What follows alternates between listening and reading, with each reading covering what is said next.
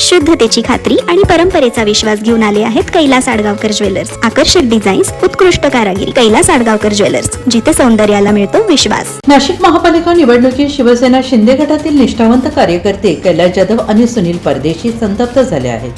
लोकसभा विधानसभा मोर्चे आंदोलनं स्वखर्चाने लढलो, गर्दी जमवली, पण निवडणूक आली की आमचं नाव कट होतं. कैलास जाधवांचा थेट सवाल, आम्ही फक्त सतरांची उचलण्यासाठीच आहोत का? प्रभाग क्रमांक 8 मध्येही नाराजीचा सूर. निवडणुकीत योग्य कार्यक्रम होणार असल्याचा इशारा. आता प्रश्न एकच, पक्ष नेतृत्व या संतापाची दखल घेणार का? यांच्याबरोबर शिवसेनेचे राहुल केळकर, रितेश तेजाळे, गोकुळ शिंदे, राहुल पगारे, तुषार केळकर, तन्वीर मणियार, आकाश पाटोळे, तेजस कवेत, सोनू शिंदे, करण पाटील, लखन भोये, संजय पगार, शुभम कटारे, सचिन जाधव आदींनी नाराजी दर्शवलेली आहे. नमस्कार, मी कैलास दौलतराव जाधव, शिवसेना उपमहानगर प्रमुख, नाशिक. गेल्या अनेक वर्षांपासून आपण शिवसेना गटात काम करत होते आणि आपल्याला तिकीट न मिळाल्याचं खरं कारण काय वाटतं?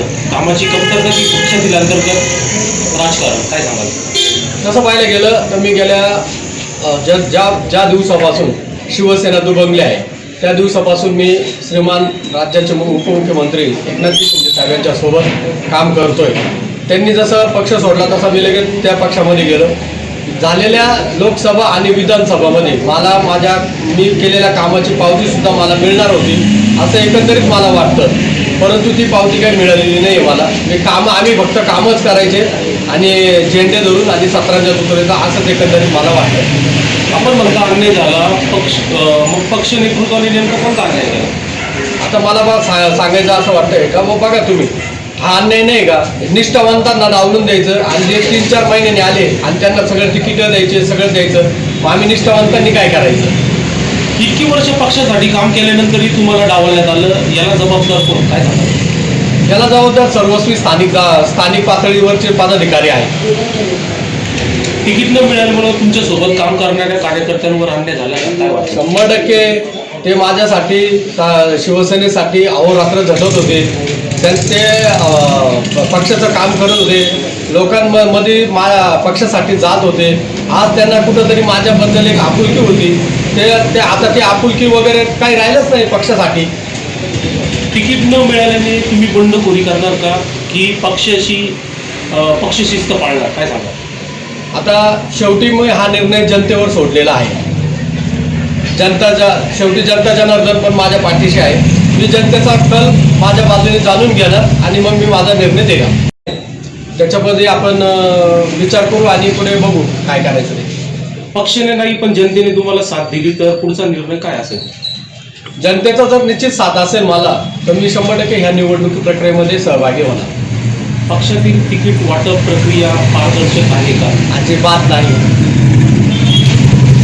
ठराविक लोकांसाठीच तिकीट राखीव असतं, काय सांगा? अगदी बरोबर आहे. तुमच्या नाराजीच्या निवडणुकीवर परिणाम होईल असं तुम्हाला वाटतं का? हो, निश्चित नाराजी होणार. कारण जे माझ्यासोबत होते, जे माझ्यासोबत कांद्याला कांदा लावून कामं करत होते, आज त्या मुलांची, त्या कार्यकर्त्यांची सगळा हिरमोड झालेला आहे. आणि कुठंतरी मी स्वतः देखील नाराज झालेलो आहे. एवढ्या दिवस आम्ही शिंदे साहेबांसाठी कामं केले. गेल्या लोकसभेच्या निवडणुकीमध्ये आम्ही मतदान लोकांना सांगितलं, सर्व केलं. त्या टायमाला हे लोक आमच्या अंगावर येत होते. त्या निवडणुकीमध्ये विधानसभेत सुद्धा आम्हीच कामं केले, तेव्हा हे लोक आमच्या अंगावर येत होते. आणि आज कुठं ते नवीन आले, लगेच त्यांना तिकीटं दिले. यामुळे 100% या निवडणुकीवर परिणाम होणारच आहे. भाऊ, शेवटचा प्रश्न, आज जर तुम्हाला तिकीट नाकारलं गेलं तर उद्या सामान्य कार्यकर्त्यांचं काय?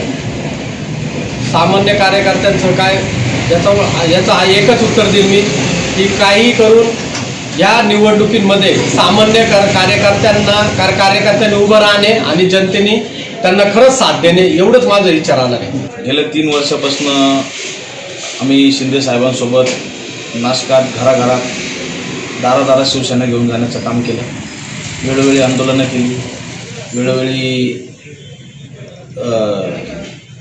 लाडकी बहीण असो, शिवसदस्य नोंदणी असो, प्रचार असो, लोकसभेचा प्रचार असो, विधानसभेचा प्रचार असो, आम्ही वेळोवेळी पक्ष कसा लोकांच्या घराघरात आणि दारादारात घेऊन जाता येईल याचं पूर्ण काळजी घेतली आणि पक्षश्रेष्ठींचे पूर्ण निर्णय आम्ही मान्य केले. पक्षासाठी निष्ठावंत शिवसैनिक फक्त सतरंजा उतरण्यासाठी राहतात का, काय सांगावं? ह्या निवडणुकी प्रक्रियेत तरी आम्हाला तसंच दिसलं. शिंदे साहेब कायम हे म्हणतात की शिवसेना हा कार्यकर्त्यांचा पक्ष आहे, परंतु नाशकाच्या निवडणूक प्रक्रियेत AB फॉर्मच्या प्रक्रियेत असं आम्हाला कुठंच वाटलं नाही की हा कार्यकर्त्यांचा पक्ष आहे. आजच लोकमत पेपरला न्यूज आहे की 19 जणांनी 2 दिवसापूर्वी प्रवेश केला आणि त्यांना उमेदवारी देण्यात आली. काय त्यांचं पक्षासाठी योगदान होतं?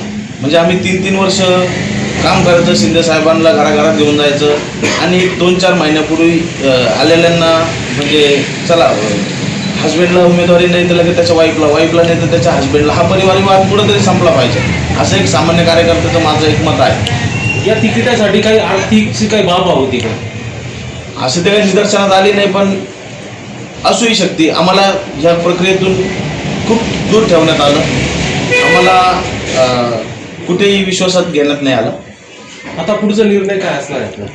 आता पुढचा निर्णय तरी आम्ही सर्व प्रभागातले पदाधिकारी बसून याच्यावर विचारविनिमय मंथन करणार आहोत आणि त्याच्यावरती निर्णय ठरवू. या नाराजीबाबत आपण उपमुख्यमंत्री एकनाथ शिंदे साहेब यांना भेटणार का?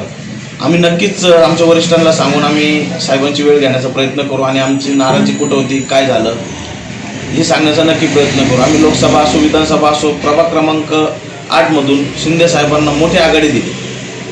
ही आघाडी उबाटा गटाच्या काही लोकांना दिसली, त्यांनी बघितलं की आपल्या इथं पराभव होऊ शकते आणि ते शिंदे गटात प्रवेश करून त्यांनी तिकीटही मिळवलं. तेव्हा त्यांनी शिंदे साहेबांची तिरडी काढली, शिंदे साहेबांना जोडे मारले, गद्दार म्हटले, बाप चोरणारी टोळी आम्हाला हिणवण्यात आलं. इतकं सहन करून देखील आम्ही कधी डगमगलो नाही. शिंदे साहेबांनी आम्हाला वेळोवेळी भाषणातून एक आधार दिला, त्या आधारातून आम्ही प्रेरणेने काम करत गेलो. परंतु या निवडणुकी प्रक्रियेत आम्ही एक बघितलं, साहजिक आहे आम्ही एक निष्ठावंत शिवसैनिक आहे, परंतु आम्हाला कुठेही विश्वासात नाही घेतलं. स्थानिक पातळीच्या राजकारणामुळे तुमचं तिकीट कापलं गेलं तर काय सांगणार? ही 100% खरी बाब आहे. स्थानिक राजकारणात काही लोकांना असं वाटतं की या सामान्य कार्यकर्त्यांनी मोठं होऊच नाही, या सामान्य कार्यकर्त्यांनी आमच्या सतरांच्याच उचलाव्या, या सामान्य कार्यकर्त्यांनी आमचे झेंडेच बांधावे, या सामान्य कार्यकर्त्यांनी आमचे बुटच पुसावे, इथपर्यंत त्यांचे विचार आहेत. आता नेमकं आपला पुढचा पाऊल काय असणार आहे? पुढचं पाऊल आता आम्ही सगळे पदाधिकारी बसून त्याच्यावरती आम्ही सर्व ठरवू. NCN न्यूजसाठी सिद्धार्थ लोखंडे, सातपूर.